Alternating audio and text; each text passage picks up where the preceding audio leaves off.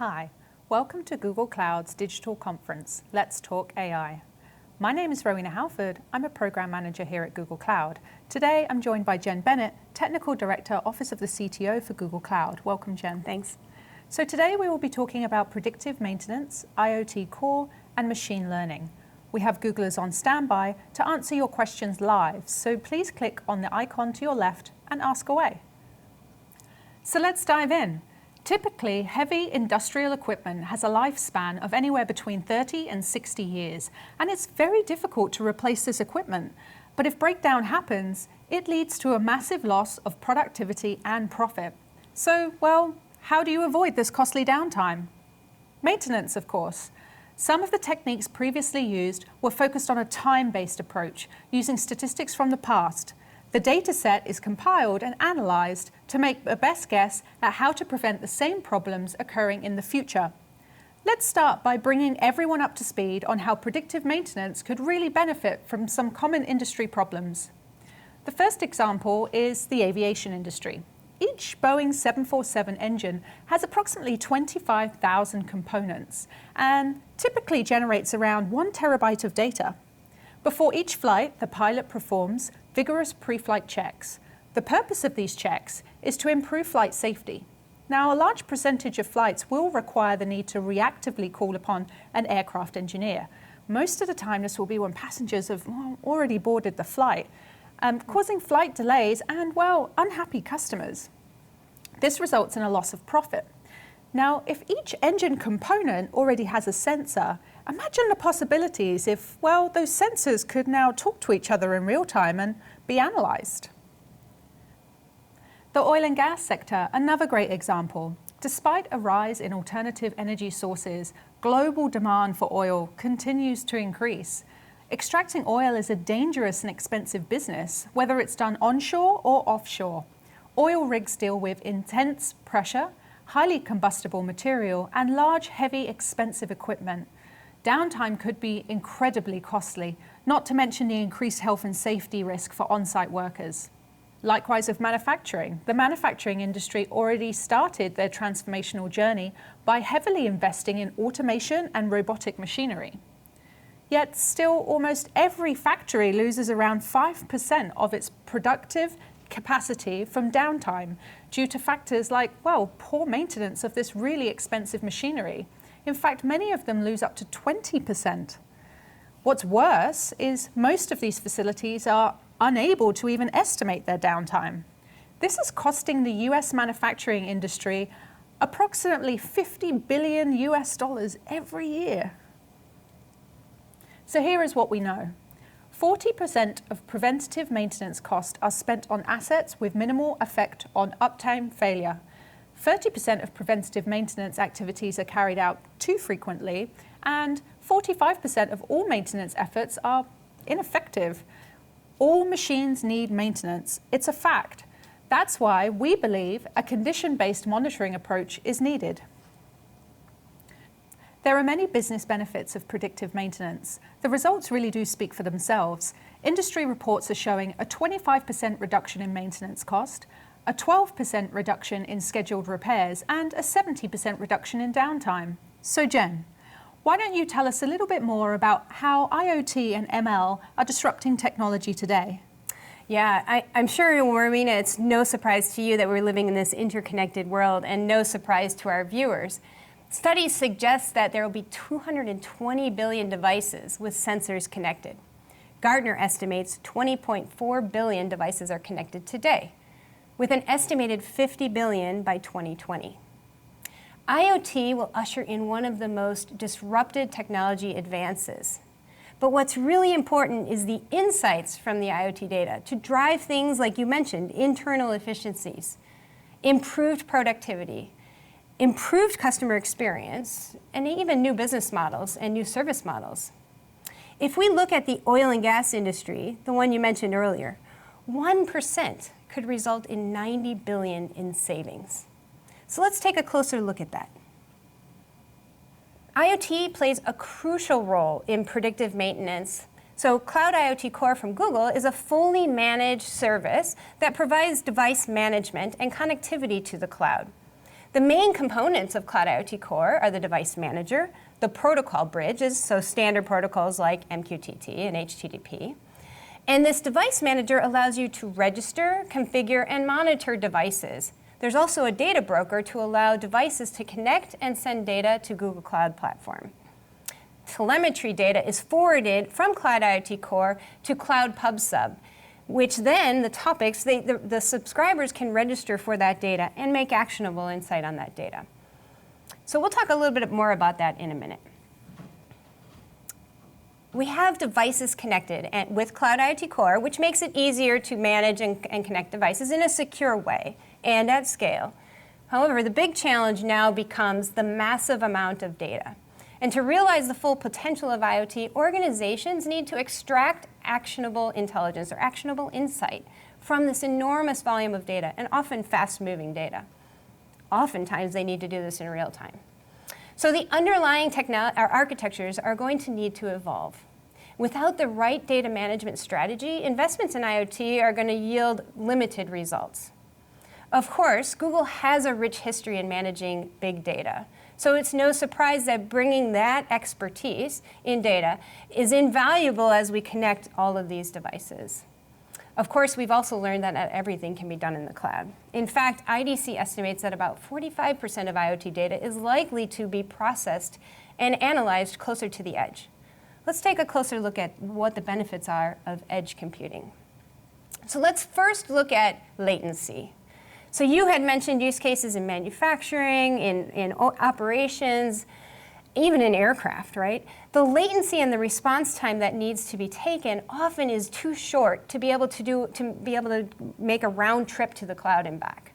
So we need to be able to store data and compute locally. This empowers us to make faster responses, particularly in critical machine operations or even in hazardous safety situations. The second pillar is really around bandwidth and also connectivity. When we think about these, often these remote assets, so maybe things like, I don't know, the oil wells, the oil rigs offshore, maybe solar farms, wind turbines. These are assets that often don't have a lot of bandwidth to work with, and the connectivity may not be guaranteed all the time. So they need to be able to locally store and process data so that they don't have data loss and so that they can make operational decisions in real time. The next pillar is all around privacy. Now, there's some data that we don't maybe want to send to the cloud for a variety of reasons, but maybe it's sensitive information that we want to store or leverage locally, but not necessarily transmit to the cloud. So we want to be able to process that data locally so we can identify the data that can be sent to the cloud to build the machine learning models. Then we can leverage the data locally to do inference. The last pillar I want to talk about is all about cost-effective solutions. You know, one of the real practical concerns around IoT and the adoption of IoT is really the upfront cost due to bandwidth as well as the data storage and computational power. Edge computing can locally perform a lot of the data computations, which allows businesses to decide which services to run locally and which ones to send to the cloud, reducing the total overall cost of the solution. Now, many of you might be familiar with TensorFlow. It's an open source software library for data flow programming across a wide range of tasks, but very frequently used in machine learning. TensorFlow Lite enables compressed models to run on more constrained devices. Well, this is really important in IoT because many of our devices are, in fact, constrained devices. What TensorFlow Lite allows you to do is run machine learning at the edge. But in the past, it's never been a managed service. You had to manage it yourself. Well, we came out in July and announced a managed service for the edge, Cloud IoT Edge. It's a software stack that extends Google Cloud's AI capability to gateways and connected devices. It runs on Android things as well as Linux in the near future. We also announced one other thing, which was the Edge TPU. TPU stands for Tensor Processing Unit. Now, you might be familiar with Google Cloud's use of the TPUs in the cloud. This is custom hardware to do machine learning at scale. Well, now we're releasing this hardware acceleration ASIC down on the edge so that you can actually do inference at the edge with machine learning. Together, Cloud IoT Edge and Edge TPU allow users to build and train machine learning models in the cloud and then run them on IoT edge devices. You can now use CPUs, GPUs, or TPUs to run inference models at the edge, on your device or on your gateway. Adding greater intelligence and speed at the edge is really critical in the development of IoT solutions, things such as smart manufacturing, smart remote operations, smart cities, and even connected transport initiatives. So, we talk about IoT. IoT is not just about connecting devices.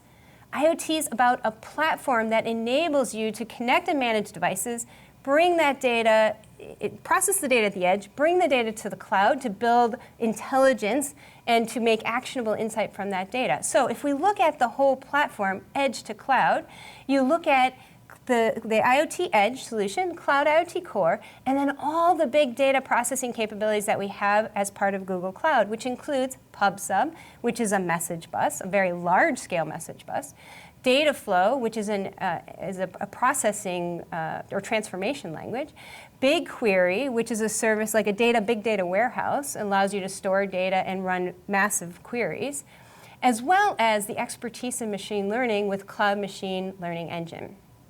All of these are managed services, so you don't need to worry about scale or security. This is taken care of for you, which enables you to focus really on your business and grow your IoT solutions.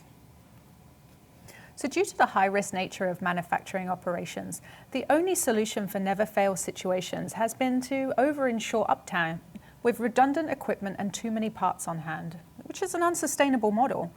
While these systems track performance of various components using sensors, there's typically no proactive way to trigger maintenance to avoid downtime.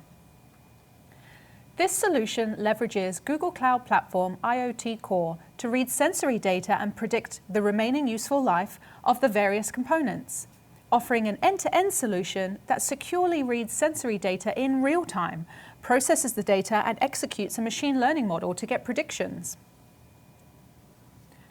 The benefits really allow operations teams to plan preventative or corrective maintenance based on a deeper understanding of asset performance patterns by proactively setting alerts, which could help prevent costly downtime of machines. Jen, why don't you walk us through a real-time example of how a business would utilize real-time data and analytics? Yeah, absolutely. So I'm going to go back to your example from the very beginning of oil and gas and an offshore rig. So we talked about the number of components and the number of sensors. I think you talked about the aircraft engine, 25,000 components. Well, on an oil rig, oftentimes these can have about 30,000 components with a number of sensors. So that's a lot of data. And remember, in this particular case, human lives can be at stake. So let's remind ourselves what the goal is. The goal is to predict machine degradation or anticipate failures. In this case, we're talking about predicting the remaining useful life, the RUL that you talked about. If we can do this, we can reduce the downtime and increase productivity. You mentioned that. We can also hopefully help avoid potentially catastrophic failures. So we're going to use and leverage historical data for both normal and failing cases. And remember, this is really important. If you're going to predict remaining useful life, you need to have data to train the model. And that includes data of failing cases. So we need to be able to identify what features will indicate failure. Then we need to select the right model. Maybe it's binary, maybe it's multi-classification. And remember, the data is important here. If you're going to do a multi-classification model, you need to have data that's going to enable you to classify and train on the different classification patterns. So the output then is maybe some type of dashboard, maybe an alerting mechanism, so that when you predict a failure that's going to be occurring, you want to be able to notify someone or take action. And that's really critical. So let's look at sort of a high-level architecture of what this oil rig example might be.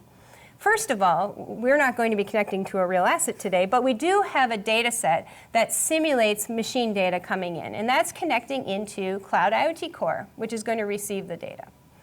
Cloud IoT Core then connects into PubSub, which is, as I mentioned, a very large-scale message queuing system that guarantees subscribers will receive every packet at least once. Dataflow is the subscriber to that PubSub message. And so it receives every packet coming in, and Dataflow, frankly, can do a lot. Here we're just scratching the surface, but it can do aggregation, windowing, data transformation, map reduce, a whole lot of different things. All of these are designed, all these components are designed to handle very large amounts of data. And remember, we said data is going to come in quite a large volume. So data flow then passes that data to the regressor model. Here we're using a deep neural network regressor, and to get the prediction. Also, all of this data is stored in BigQuery, that massive data warehouse. BigQuery can query something like 30-some billion rows and return results in seconds. I'm going to pause a little bit. BigQuery is a remarkable tool, and it allows you to query these large data sets as if it's a local database. So you do like select star from whatever, and in reality, it could be querying large numbers of machines all over the world, but it feels like a local database. So really powerful tool. I'm going to talk a little bit about the data set that we're going to use in this example. This data set comes from a CMAPS data set. It's a publicly available data set. And it's really a time series data from sensor measurements for turbofan engine, those engines that you were talking about on jet engines, right?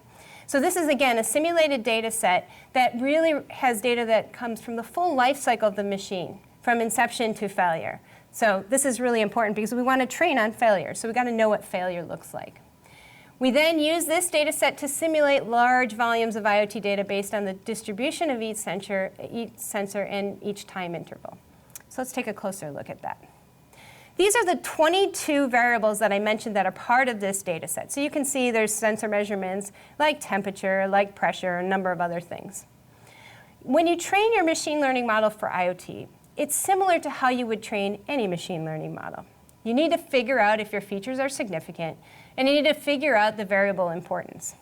In this particular case, you can see the 5 variables at the bottom didn't indicate any importance, and so we discarded them.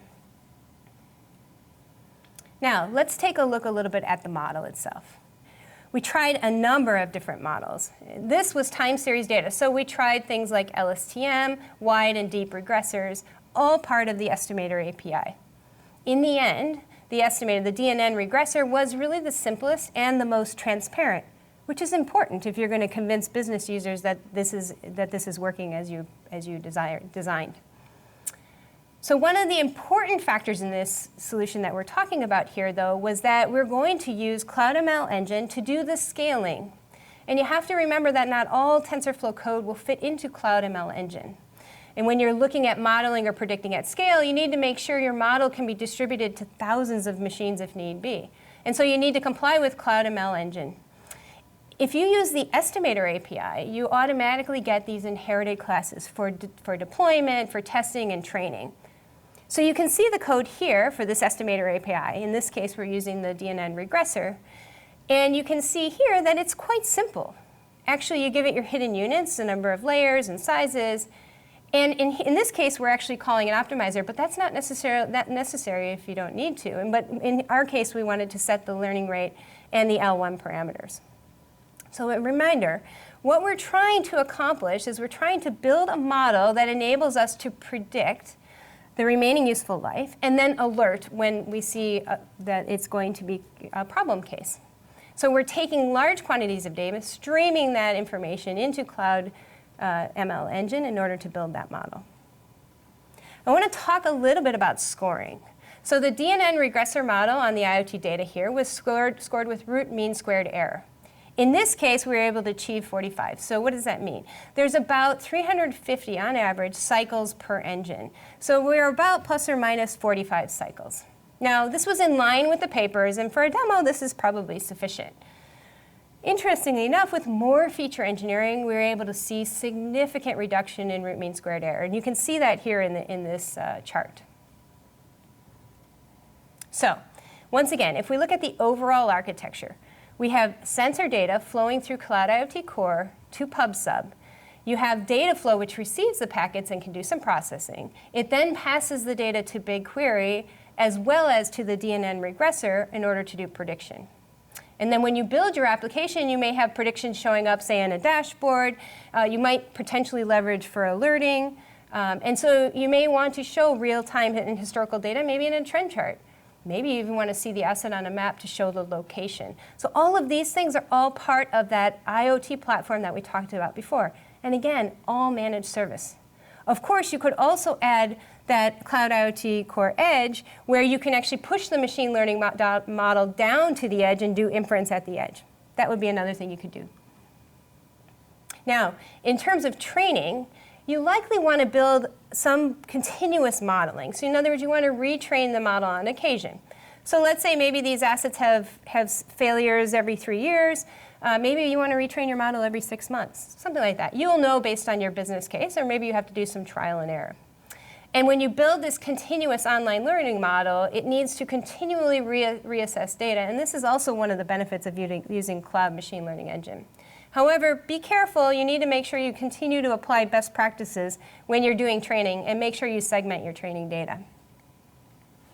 So if we kind of pull it all together, what might this look like from an application perspective? So this might be the business that is leveraging this to do remote operations. You mentioned predictive maintenance and being able to see it on a dashboard. So if we pull together some UI, maybe we have a chart here where we show what the prediction is for the remaining useful life. Again, that was run from the DNN regressor model. As components age, or if it experiences some abnormal wear and tear, you'll start to see that prediction will decrease. And then eventually maybe get into the red zone, the yellow zone, and then into the red zone. And that's when you know you need to do some alerting. In addition, you might want to be able to show that real-time and historical data in a trend chart. So remember, we had 22 variables. So we're showing 2 here in terms of historical reading. But again, you can chart the information that someone can go and see exactly what happened throughout the historical data. So that's what we built, the use case around oil rigs. And you can see we used IoT to connect the data, to connect the devices and get the data. We used the PubSub, we used data flow, we used BigQuery, we did some trending, and then we used a DNN regressor and machine learning engine to run that regressor model in order to predict a remaining useful life, all pulled together in an application. So with that, what's the future? Well, as we think about the future, there's a lot of things we can do with IoT and with machine learning. Whether it's, you mentioned smarter factories, transforming service industries, we'll talk about that in a little bit, or maybe even smart cities. There's a number of places we can go when we connect up devices and we bring the data and deliver intelligence. So let's take a look at the service industry. If you're able to provide predictive maintenance using IoT and machine learning, you might be able to enable new business models. In fact, we're seeing a number of people starting to venture into this space.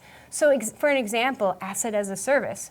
Instead of selling equipment as a capital expense, you might now be offering capacity as a service. And many customers, that's actually what they want. They may not want the asset. And in fact, this can improve your profitability, predictive maintenance, in your warranty claims. So customers now can move from a CapEx model to an OpEx model. If we look at the second case, we have usage-based insurance, and this is quite interesting. But the idea behind it is if I can track behavior, or I can track whether or not a vehicle hit a pothole, maybe now I can build incentives around my insurance packages. Instead of having people self-report, I can actually collect that data and offer incentives. So interesting. Of course, there's privacy concerns here. So you want to make sure you understand all of these sensitivities when you're building out your business case.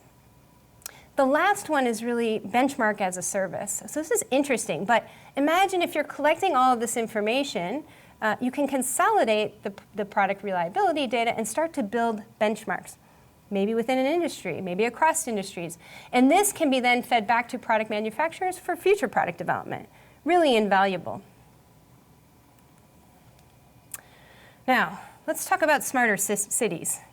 Cities are crowded. I don't know about you, but when I drive up to San Francisco, it can be quite a headache, right? Finding parking, finding a place to drive, and it's a challenge. And it's not going to get any better because the United Nations has done a study to suggest that crowding in cities is only going to get worse. Of course, we know resources in cities are also quite constrained. So if we think about now IoT and machine learning, we can start to optimize these resources. So whether it's helping people identify where available parking is and using that, or using data from parking to identify when vehicles are starting to move, being able to look at real-time data about city roads and traffic, obviously things like smart lighting and how do we enable better intelligence as people are moving. to everything like air pollution and mapping to health issues. I'm going to run a quick video for you so you can see a little bit about smart cities and what Google's doing with a number of partners in this space to enable smarter cities.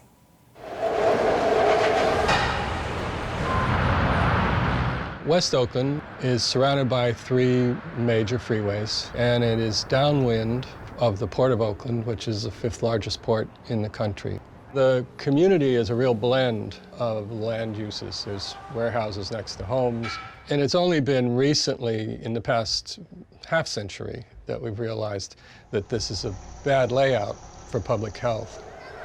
We have had clusters of cancers related to respiratory problems. What makes airborne pollutants so dangerous is that they are not always visible to the human eye. EDF and Google brought together other partners to collect, measure, and analyze air pollution data in Oakland. So Google brought on Aclima, who equipped our Street View cars with their Aclima Environmental Intelligence platform, which captures scientific-grade air quality measurements. What we've done is miniaturized basically an air quality laboratory into the car, so it's able to provide high-quality measurement at fast time resolution. EDF partnered with academic scientists to analyze the data that we receive from the Google Street View cars. The measurements and analysis have shown elevated levels of black carbon and nitrogen oxides in Oakland. These types of air pollutants typically come from the burning of fossil fuels, cars, trucks, and other industrial sources. We're really beginning to see in much higher detail what the air we breathe on the ground in the neighborhood looks like. We hope this new data can empower local communities and community groups to advocate for cleaner air.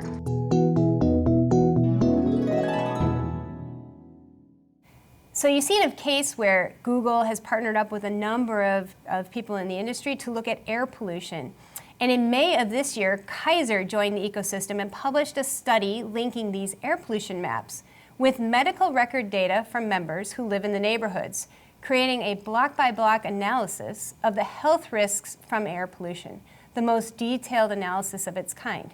So although this isn't a predictive maintenance use case with IoT and machine learning, it will evolve into something of that nature where you're taking data from connected sensors and starting to build intelligence so we can have a smarter city, a smarter community. This is just the beginning. IoT and machine learning. There's a number of places where this is going to be so powerful in transforming how we work and how we live. So we've talked today about Cloud IoT Core, about the edge and how important it is to do processing at the edge. We've talked about the platform, the IoT platform that includes all the big data processing and the expertise in machine learning. And we've pulled it all together to show you a real-world example. And Rowena, you talked about all the amazing business cases that are out there for us to start to tackle with this technology. So super excited about the future, and this technology really can enable us to transform our industries. So on behalf of Jen and I and everyone here at Google Cloud, thank you for joining us today. Please stay tuned for our next session. We hope that you enjoy the conference.